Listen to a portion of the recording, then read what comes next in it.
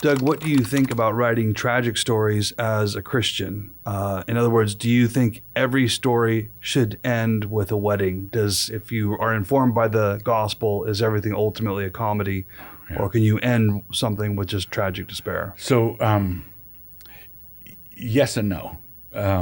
You can't. I think it was T.S. Eliot who said that because of Christ, because of Christianity, tragedy in the old sense, Attic tragedy, the Greek tragedians, is now impossible.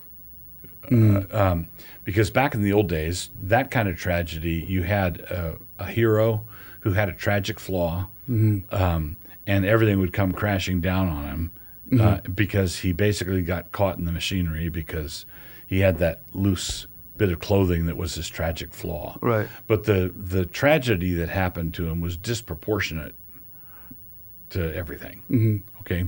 And so that tragedy in that old sense is not possible anymore. But if you take a Christian play, a downer play like Macbeth, that's not a tragedy in the old sense. That's the record of an individual's damnation. And so when you look at the Bible and the story of the world, the story arc of the world, it's a comedy. The Bible ends with a wedding. It begins in a garden, it ends in a garden city, and it ends with the New Jerusalem coming down out of heaven like a bride adorned for her husband. Now, that means that every individual story is happening in the context of this macro story. It's true that there's still such a thing as damnation, which is, you could say, it's an individual tragedy, but it's not a tragedy, dramatically speaking, in the old sense. It's the person being paid as just desserts, and it's nothing but point for point justice. The wages of sin is death, but the gift of God is eternal life. So the comedic ending is a gift. It's a grace. Okay. The unhappy ending is a just recompense and no injustice anywhere near it, right?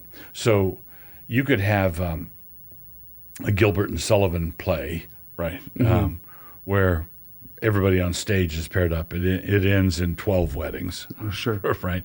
It ends in 12 weddings, but the villain gets hauled off.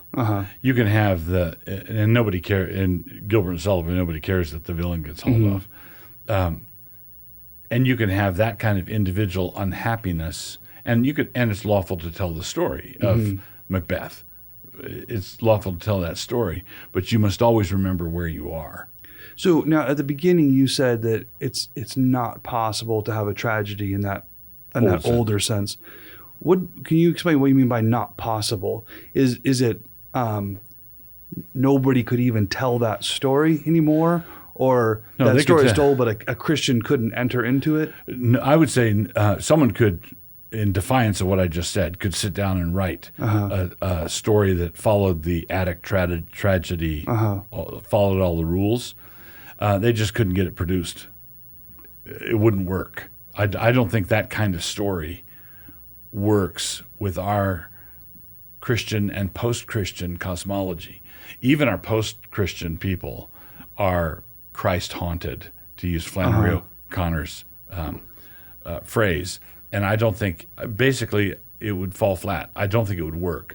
The tragedy in the old world worked because they had a system. They had a system of gods. The Olympian gods were fickle. All you had to do is get on their wrong side. There was no justice in the heavens.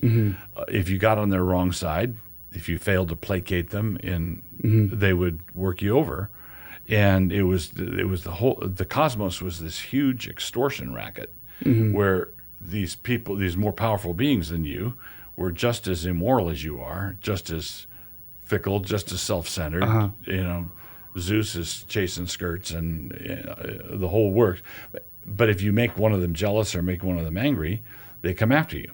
That is a world in which you could write a tragedy. Okay, I just don't think we have the infrastructure to do it. Okay. And you think it's because there's too much cultural heritage of the gospel in the imagination of the audience right now? Right. And being post-millennial, I don't believe that we're ever going to successfully get back to that pagan mentality. I think we can have brief periods of apostasy and declension, but I don't think we can unring the bell. Can you have a story that just ends not so much in gospel, but just cold hard justice? So, not 12 weddings, but 12 hangings at the end of the show. You could, but it would have to be stories of damnation, not stories of so and so got on Juno's bad side. Okay.